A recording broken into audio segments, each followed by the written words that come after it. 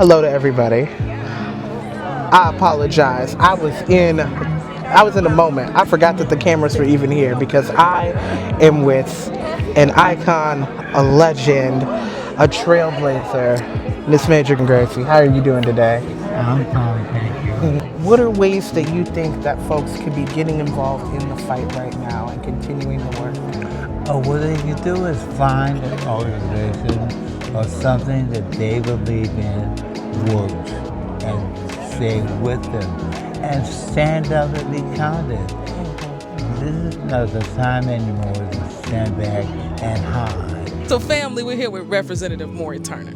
Now, they've said I could call them other things, but honestly, given what you went through, we just gonna hold Representative Turner because you did a thing. It's first openly trans person elected in the state of Oklahoma, and then first non-binary person elected to a state level position in U.S. history.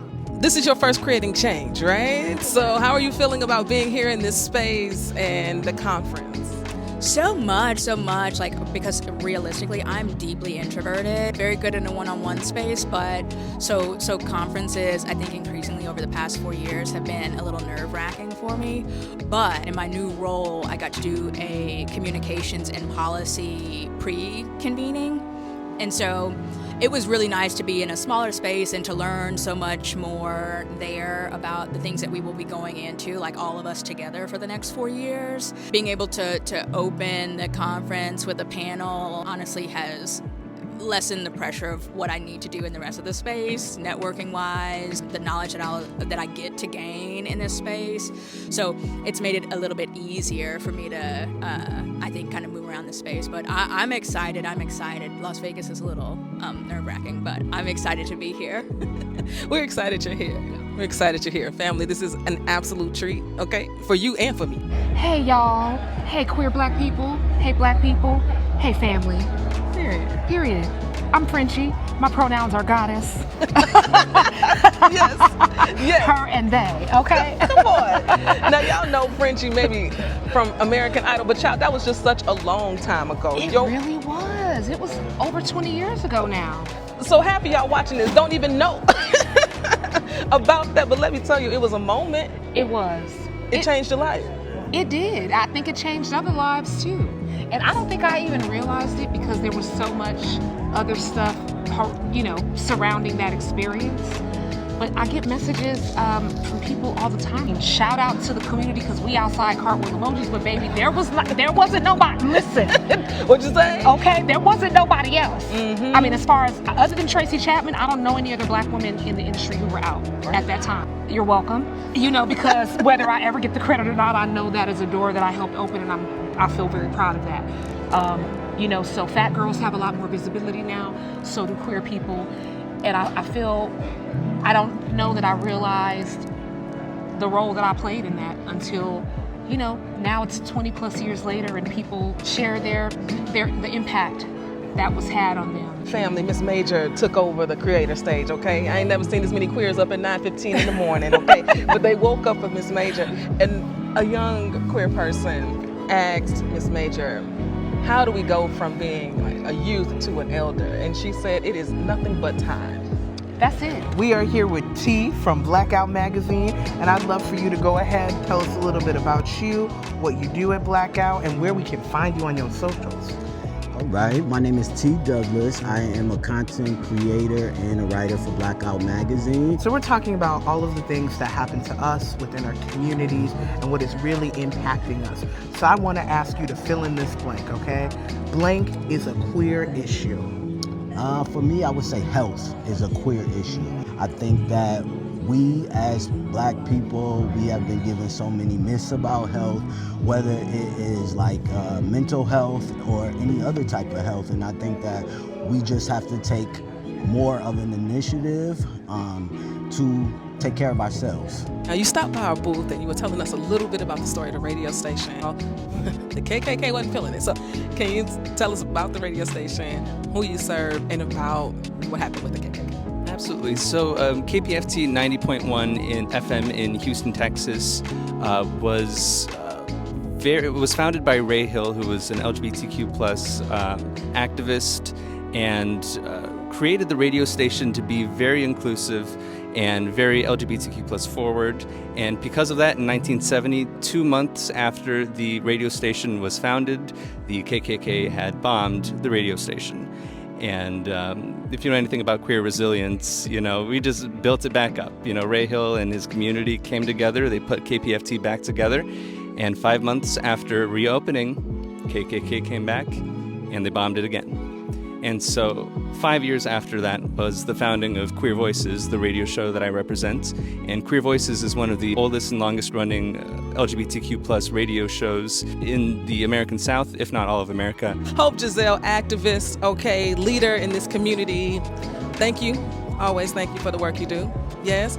Now, we already know how you show up online, but people don't know about the art. No. They don't know about the art. I have no idea. So let's tell them, because things are happening, all right?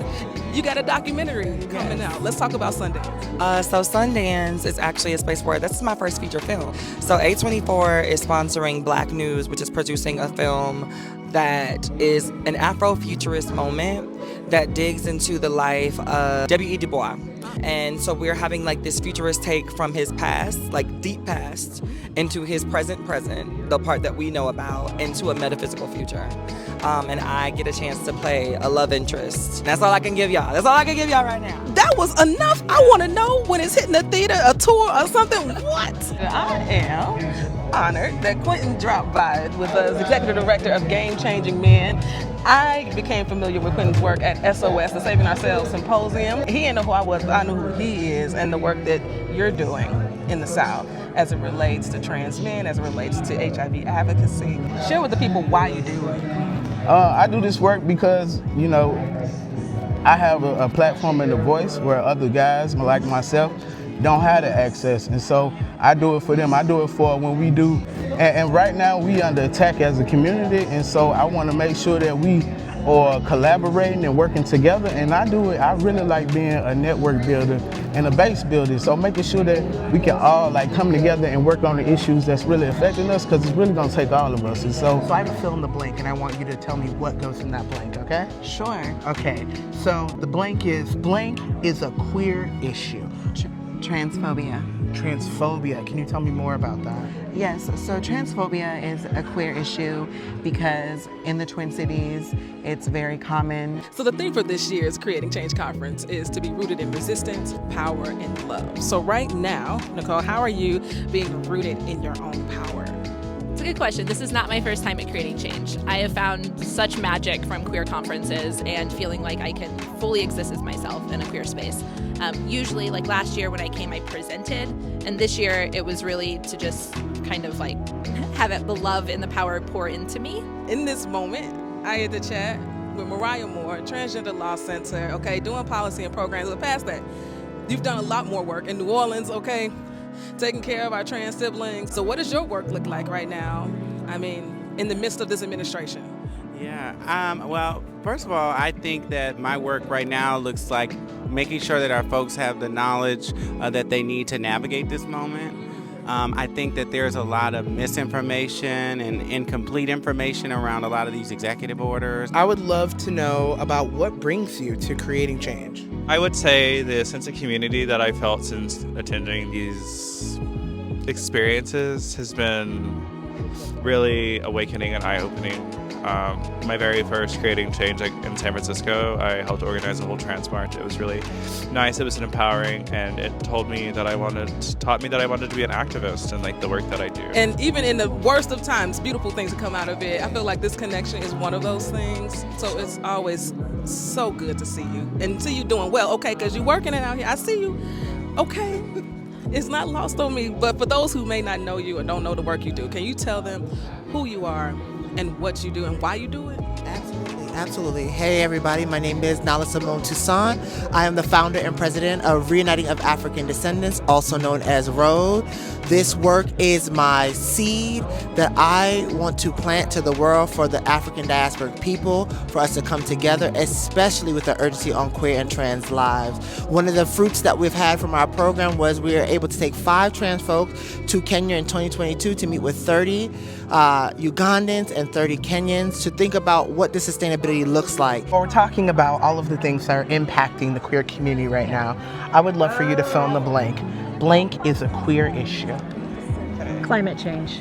Oh, we haven't heard that one yet. Okay. Tell me a little bit more about that. Well, the climate is not good. Yeah. And it's funny because I used to run around trying to recycle everything 35 years ago, and people thought I was out of my mind. But here we are. I live in Los Angeles, very close to these horrific wildfires. There are whole communities that are gone now. There are whole rich cultural communities in Altadena, a traditionally black community that is decimated. Wow. There were queer people there. Part of their history is gone now. Part of the history, the people even living in the Palisades, some of their queer history is gone. I mean, those are artists and people who've made films, and that history is being erased. And I am always listening. And I am always listening. And I'm always listening. And I'm always listening. I am always listening to the Queer News Podcast. Tap in. You hit record? Okay, great.